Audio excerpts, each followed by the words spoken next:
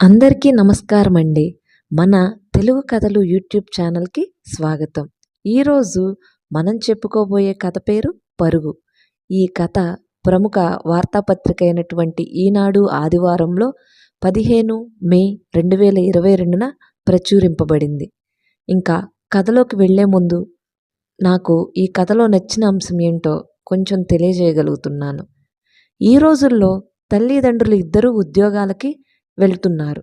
ఆ సమయంలో మనం పిల్లలతో ఎంత టైం స్పెండ్ చేస్తున్నాం, వాళ్ళతో ఎంత బాగా ఉండగలుగుతున్నాం అని మనం తర్కించుకోవాల్సిన అవసరం ఉన్నటువంటిదే ఈ కథ యొక్క సారాంశం. ఇంకా కథలోకి వెళ్ళిపోదామా మరి? అది జనవరి నెల చివరి శనివారపు ఉదయం 11 గంటలు. మాదాపూర్లోని ఒక మాల్. పోర్టికోలో కారు దిగి గంట తర్వాత ఫోన్ చేస్తాను, వచ్చి బ్యాగ్స్ తీసుకెళ్ళు అని డ్రైవర్తో చెప్పి పర్స్ తీసుకుని లోపలికి నడిచాను. అప్పుడప్పుడే జనసంచారం మొదలవుతోంది. ఇంకా కొన్ని దుకాణాలు తెరవలేదు కూడా. మామూలుగా అయితే నాకు ఇలా మాల్స్ చుట్టూ తిరగటం అస్సలు ఇష్టం ఉండదు. ఏదైనా బ్రాండ్ స్టోర్కి వెళ్ళి కావాల్సింది కొనుక్కుని వచ్చేస్తా. కానీ ఆఖరి నిమిషంలో వచ్చి పడ్డ అమెరికా ట్రిప్ వల్ల ఇప్పుడు షాపింగ్ చేయడం తప్పడం లేదు. రేపు రాత్రికే నా ఫ్లైట్. సరిగ్గా గంట సేపట్లో నాకు కావాల్సిన బట్టలు కొనడం పూర్తయింది. వాటిని తీసుకుని ఫుడ్ కోర్ట్లో కూర్చుని ఒక కాఫీ ఆర్డర్ ఇచ్చాను. కాఫీ రాగానే డ్రైవర్కు ఫోన్ చేస్తా, కాఫీ అయ్యేలోపు వచ్చి బ్యాగ్స్ తీసుకెళ్తాడు అనుకుంటూ అటు ఇటు చూస్తుండగా నాకు 2 టేబుల్స్ అవతల కూర్చున్న ఒక ఆమె మీద నా దృష్టి పడింది. ఆమెని ఎక్కడో చూసినట్టుంది. ఎక్కడ చూశాను? నేను ఇంతకుముందు పనిచేసిన కంపెనీలోనా? కాదు. బహుశా అంతకంటే ముందు? కొంపతీసి మైథిలి కాదు కదా? మైథిలి గుర్తుకు రాగానే ఏదో అలజడి. ఇద్దరం వరంగల్లో పీజీ కలిసి చదువుకున్నాం. నేను హన్మకొండలో పుట్టి పెరిగాను. తను ఏదో పల్లెటూరు నుండి వచ్చింది. మా డాడీ బ్యాంక్ మేనేజర్. వాళ్ళ నాన్న ఒక సాధారణ రైతు.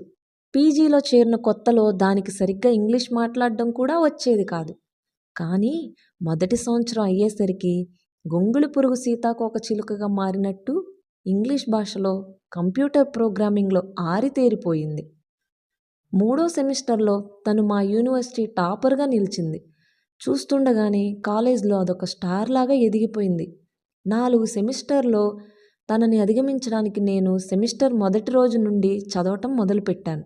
లెక్చరర్లు దానికి పేపర్ లీక్ చేస్తున్నారేమో అన్న అనుమానంతో పరీక్షలప్పుడు వాళ్ళ హాస్టల్కు వెళ్ళి చదివేదాన్ని.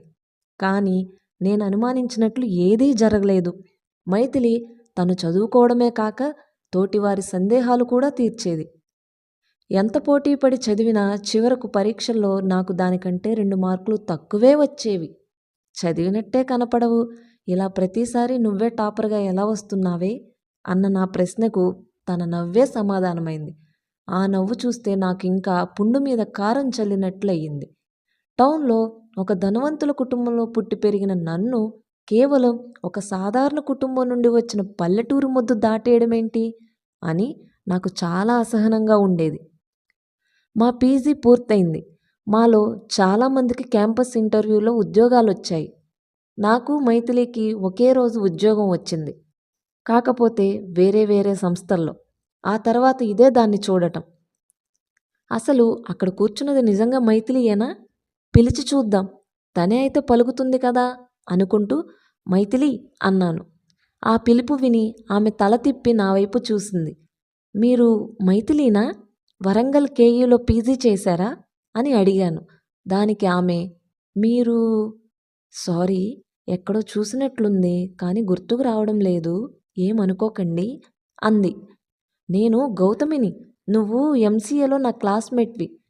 నా సమాధానం వినగానే టక్కున లేచి నా టేబుల్ దగ్గరకు కుర్చీ లాక్కుని, గౌతమి నువ్వా? ఎన్నాళ్ళైంది నిన్ను చూసి? పీజీ తర్వాత మనం కలవనే లేదు కదా, ఎక్కడుంటున్నావు, ఎలా ఉన్నావు, ఏం చేస్తున్నావు, ఇక్కడేంటి అంటూ ప్రశ్నల వర్షం కురిపించింది మైథిలి. ఇక్కడే జూబ్లీహిల్స్ రోడ్ నెంబర్ 74. మొన్ననే 5 బెడ్రూమ్ విల్లా కొన్నాం. నేను గచ్చిబౌలిలో ఐటీ కంపెనీలో డైరెక్టర్గా వర్క్ చేస్తున్నా. నా కింద 150 మంది పనిచేస్తారు తెలుసా? ఇక మా వారు సొంతంగా కంపెనీ పెట్టారు. ఏడాదికి 100 కోట్ల టర్నోవర్. రేపు సాయంత్రం యూఎస్ వెళ్తున్నాను. దానికోసమే షాపింగ్ చేయడానికి వచ్చాను. ఇక ఫ్యామిలీ విషయానికొస్తే 2 పిల్లలు. బాబు 7th చదువుతున్నాడు, పాప 9th. ఇద్దరూ సౌత్ ఇండియాలోనే బెస్ట్ బోర్డింగ్ స్కూల్స్లో చదువుతున్నారు. చేతి నిండా డబ్బు, ఉద్యోగంలో సక్సెస్, ఏ బాధరాబందీ లేని జీవితం. ఇంతకంటే ఏం కావాలి చెప్పు అని తన స్పందన కోసం తన ముఖంలోకి చూశా. తను నిజంగానే సంతోషిస్తున్నట్లు super, I am happy for you అంది. ఇంతలో కాఫీ వచ్చింది. ఇంకొక కాఫీ మైథిలి కోసం ఆర్డర్ ఇవ్వబోతే తను వద్దు అంది. కాఫీ సిప్ చేసి, సరే గాని నీ సంగతేంటి? పొద్దున్నే మాల్లో న్యూస్ పేపర్ తిరిగేస్తున్నావు. నువ్వు షాపింగ్కి వచ్చావా అని అడిగాను. లేదు, దగ్గరలో ఉన్న స్కూల్లో పిల్లలకు టాలెంట్ టెస్ట్ ఉంది ఈరోజు. వాళ్ళ ఎగ్జామ్ అయ్యేంత వరకు టైంపాస్ చెయ్యాలి కదా. మాల్ అయితే ఫ్రీ వైఫై ఉంటుందని ఇలా వచ్చా. కన్ను గీటింది మైథిలి. ఓ నైస్, మీ పిల్లల పుణ్యమా అని మనం కలుసుకున్నాం. ఎంసీఏ తర్వాత ఎవరి దారిన వాళ్ళు వెళ్ళిపోయాం. మనం ఒకరి పెళ్ళికి ఒకరు కూడా రాలేదు. మన వాళ్ళు ఎవరన్నా టచ్లో ఉన్నారా? పీజీ తర్వాత ఎవరూ కలవలేదు. కాకపోతే ఈ మధ్య వాట్సాప్ పుణ్యమా అని కొందరు టచ్లోకి వచ్చారు. మొదట ముఖాముఖి కలిసింది మాత్రం నిన్నే. నీ నెంబర్ ఇవ్వు, మన క్లాస్ గ్రూప్లో యాడ్ చేస్తా అని నా నెంబర్ తీసుకుని సదరు వాట్సాప్ గ్రూప్లోకి నన్ను యాడ్ చేసింది మైథిలి. నాకు కుతూహలంగా ఉంది. ది గ్రేట్ ర్యాంకర్ ఇప్పుడు ఏం చేస్తుందా అని. అదే అడిగాను. ఇంకేంటి సంగతులు, నువ్వెక్కడ ఉండేది, ఎక్కడ జాబ్ చేస్తున్నావు అని. నేను జాబ్ మానేసి 10 ఏళ్ళు అవుతుంది. మా వారు ఓ కన్స్ట్రక్షన్ కంపెనీలో డైరెక్టర్. 2 పిల్లలు, ఒక అమ్మాయి ఒక అబ్బాయి. పాప ఫస్ట్ +2 చదువుతోంది. బాబు 9th స్టాండర్డ్. పాపకి బ్యాచిలర్స్కి యూఎస్కి వెళ్ళాలని ఉంది. శాట్కి ప్రిపేర్ అవుతుంది. కొండాపూర్లో ఉంటున్నాం. Simple life. ఇదిగో ఇదే నా ఫ్యామిలీ అని ఫోన్ అందించింది మైథిలి. ఫోటోలు చూసి తన ఫోన్ తిరిగిస్తూ, అదేంటి అంత షాక్ ఇచ్చావు? నువ్వు మన బ్యాచ్ టాపర్వి, లెక్చరర్లకు ఫేవరెట్ స్టూడెంట్వి. అలాంటిది నువ్వు జాబ్ మానేసి ఇంట్లో కూర్చోవడం ఏంటి? ఆశ్చర్యపోతూ అడిగాను. అలాంటిదేం లేదు. నీకు తెలుసు కదా, ఎంసీఏ అవుతూనే క్యాంపస్ సెలక్షన్స్లో ఉద్యోగం వచ్చింది. పెళ్లికి ముందు 3 సంవత్సరాలు, ఆ తర్వాత 5 ఏళ్ళు ఉద్యోగం చేశాను. బాబు పుట్టాక ఉద్యోగం మానేసి ఇంట్లోనే ఫుల్ టైం అమ్మ జాబ్ చేస్తున్నా. ఇప్పుడు పిల్లలు కొంచెం పెద్దవారయ్యారు. వాళ్ళ పనులు వాళ్ళు చేసుకోగలరు. అందుకే సాయంత్రం మా కాలనీ పిల్లలకు ట్యూషన్స్ చెప్తున్నాను. అది సరే గాని మీ ఫ్యామిలీ ఫోటోలు చూపించవా? తన మాటలకు నాలో అహం కొంచెం శాంతించింది. ఇప్పుడు నా వైభవం తనకు చూపించే అవకాశం దొరికింది అని లోపలే సంతోషిస్తూ, తప్పకుండా, ఇవిగో చూడు అని ఫోన్ లాక్ తీసి తనకి అందించాను. గ్యాలరీలో ఉన్న ఫోటోలు చూసి, అదేంటి గౌతమి, ఒక్క ఫోటోలో కూడా మీ ఫుల్ ఫ్యామిలీ లేదు? ఒకదానిలో నువ్వు లేకపోతే ఇంకో దానిలో మీ వారు లేరు. పిల్లలిద్దరూ కలిసి ఉన్నవి కూడా చాలా తక్కువ ఫోటోలు ఉన్నాయి. చాలా వరకు సింగిల్ ఫోటోలే ఉన్నాయి. ఎందుకలా? ఫోన్ నాకు అందిస్తూ అడిగింది మైథిలి. ఓ అదా, ఏం లేదు. మా పిల్లలిద్దరూ బోర్డింగ్ స్కూల్స్లో చదువుతున్నారు కదా. నాకు మా వారికి వర్క్తో క్షణం తీరికుండదు.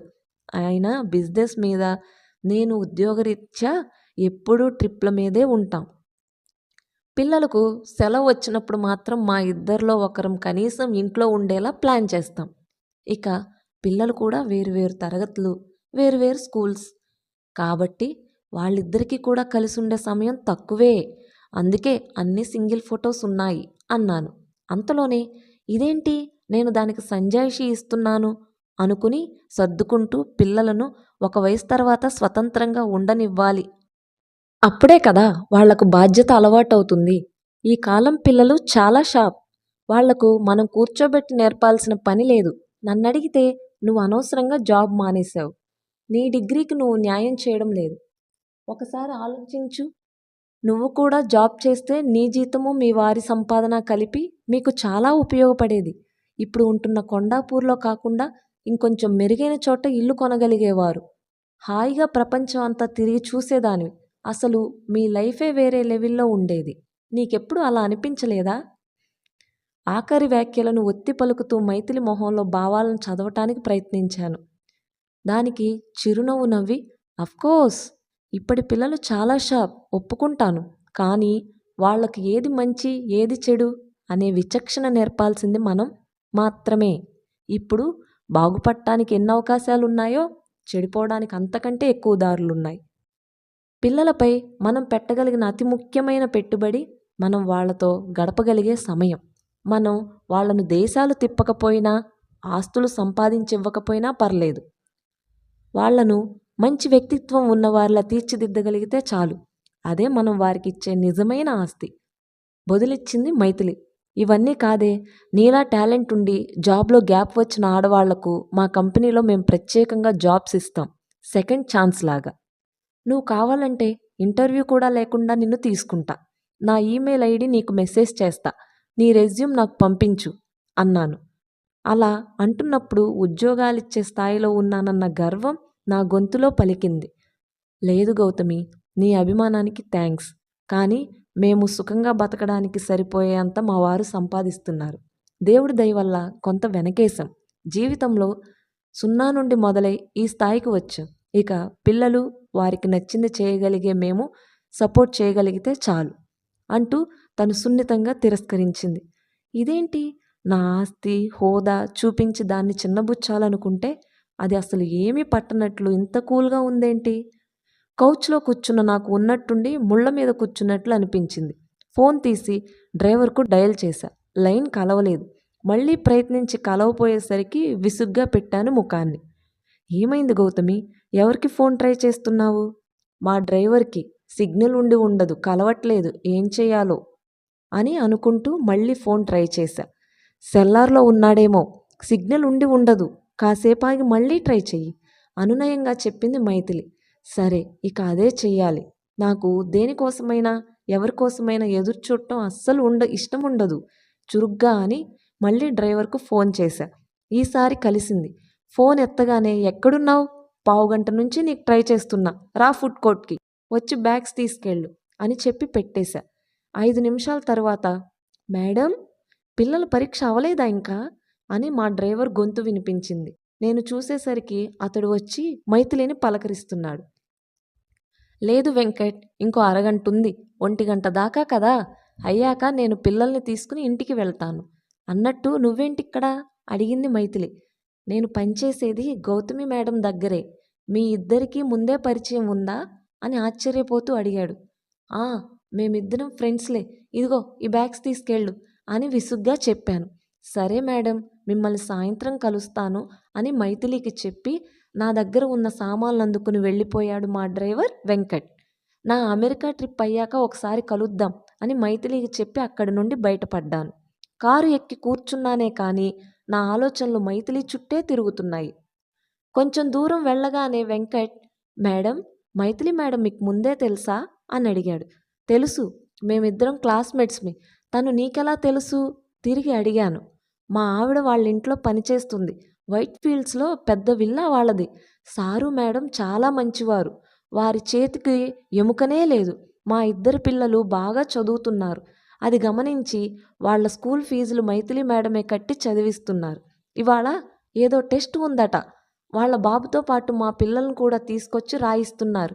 మేడం ఇంతకు ముందు పెద్ద కంపెనీలో ఉద్యోగం చేసేవారు, కానీ తర్వాత పిల్లల కోసం మానేశారు. 5 సంవత్సరాల నుండి అదేదో NGO అట, దాని తరపున ఎన్నో సేవా కార్యక్రమాలు చేస్తున్నారు. అదేదో అవార్డు కూడా వచ్చింది మేడం గారికి, ఇదిగో పేపర్లో వేశారు చూడండి అంటూ తన పక్కన ఉన్న పేపర్ నాకు అందించాడు. ఆ వార్త చివరి పేర మైథిలి మాటల్లో ఏం చెప్పిందంటే, జీవితం అనేది పరుగు పందెం కాదు, మనం ఎవరితోనూ పోటీపడి పరిగెత్తనక్కర్లేదు. ఎందుకంటే ఎవరి పరుగు వారిదే. మనకు ఉన్న దాంట్లోనే పక్కవారికి సహాయపడాలి. ఇవ్వడంలో ఉన్న ఆనందం దాచుకోవడంలో ఉండదు. ఆ ఆఖరి వాక్యం చదివిన నాకు ఎవరో చెంప చెళ్ళున చెరిచినట్టయింది. 22 సంవత్సరాల క్రితం నా పరుగు పందెం మొదలుపెట్టాను. కానీ విచిత్రంగా ఆ పందెంలో నేనొక్కదాన్నే పరిగెడుతున్నాను. అందులో పోటీ అనుకున్న మైథిలి ఎప్పుడూ పరిగెత్తలేదు. ఇంతకీ ఈ పరుగులో నేను గెలిచానా, ఓడానా?